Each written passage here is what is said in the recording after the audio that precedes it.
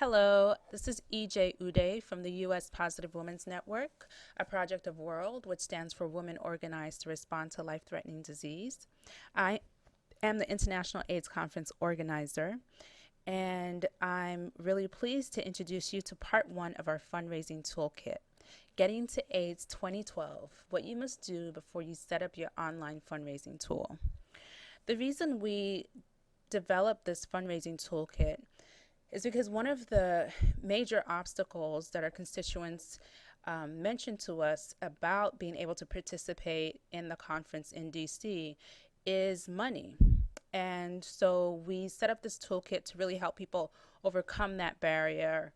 And we have developed a four-part series to support people in both creating an online fundraising tool that will help them broaden their reach and create a really strong fundraising strategy, as well as some offline fundraising strategies that people can implement to reach their goals.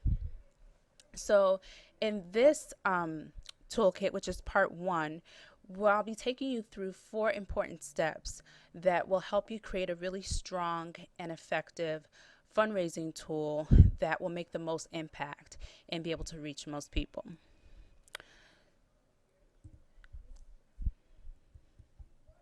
So step one is clarifying your motivation. And there are two reasons why this is really important to start with.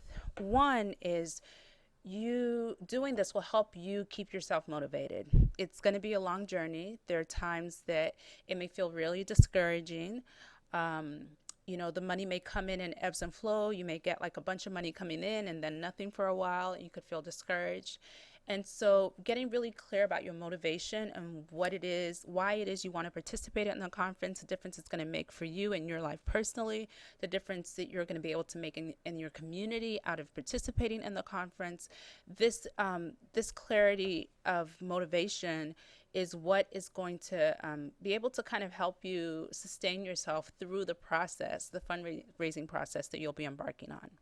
The second reason it's really important is it really helps to strengthen your message, because if you're really clear about your motivation and why you want to go, that's going to be communicated in how you talk about your fundraising and in the way that you craft your appeal. And so in turn, this is going to motivate others to participate and to support you and contribute to what it is you're doing in any way that you can. So why is it important to be at International AIDS Conference in July? First reason is that it's the first time it's been in the United States in 23 years. And so in past conferences, there hasn't been as much representation from the United States because of the barrier of travel and like housing and logistics of dealing with all those issues. So this is the first time it's going to be in the United States in over 20 years. And so it's a really great opportunity for the HIV and AIDS community in the United States to really highlight the domestic epidemic and to represent their communities in shaping the dialogue at the conference, as well as connecting with the 20 to 30,000 people all around the world from the global HIV community that are going to be there. It's also going to be a major media and policy event. It's going to be in Washington, D.C. There'll be major media there, and we'll have access to our political representatives and decision makers. So it's an opportunity to really get your message, your community's message out to decision makers to really hear what it is that you have to say.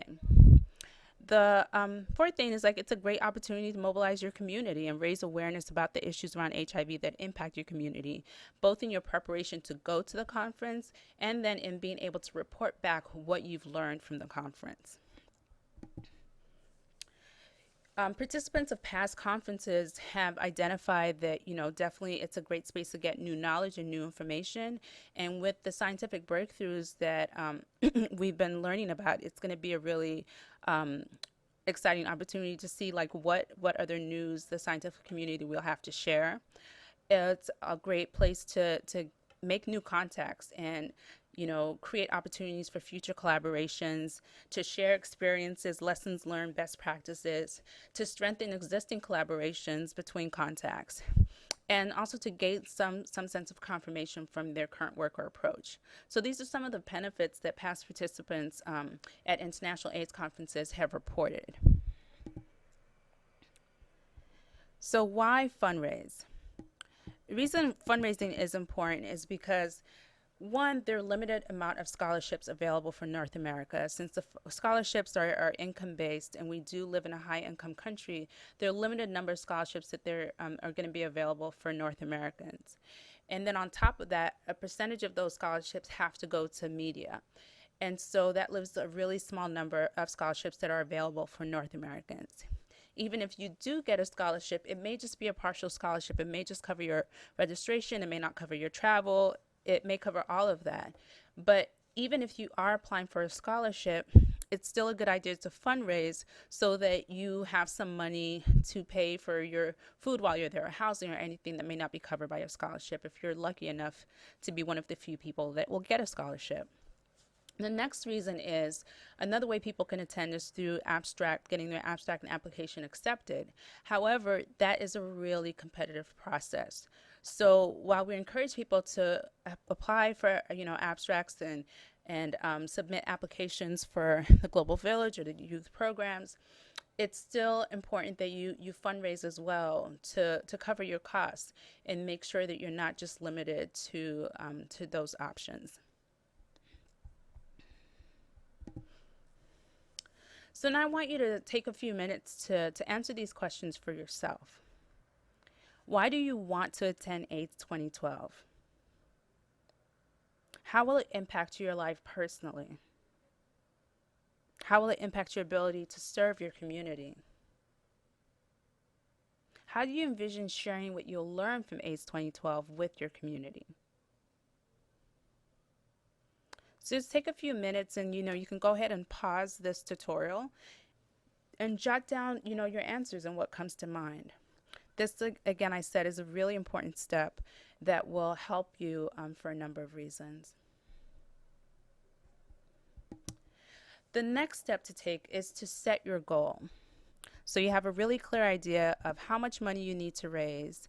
Now that you know why you want to get there and why it's important for you and your community that you participate and represent your community at the conference, set your goal of what is it going to take for you to get there. So first thing you need to know is how much money do you need?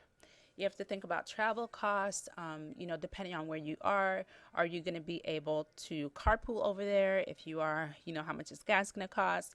Are you going to be able to charter a bus and get over there? If you are, how much is that going to cost? How much is flights are going to cost? Figure out, when you're in DC, how are you going to get around? Think about your housing while you're in DC and any other sort of tools or resources that you'll need to take care of yourself at the conference.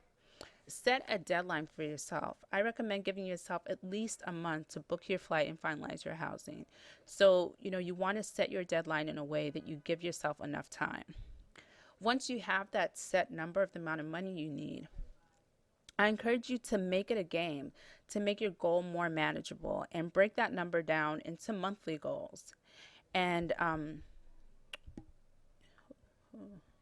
when you do that,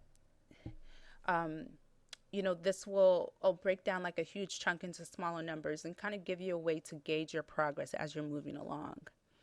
Another thing you can do to make it a game is to use a fun graphic that will help to keep you motivated. I'm sure a lot of you are familiar with the fundraising thermometer that a lot of organizations and groups use. And you can think of other fun ways that you really want to kind of track and measure for yourself, where you are and how much money you need to reach your monthly goal and then your overall goal.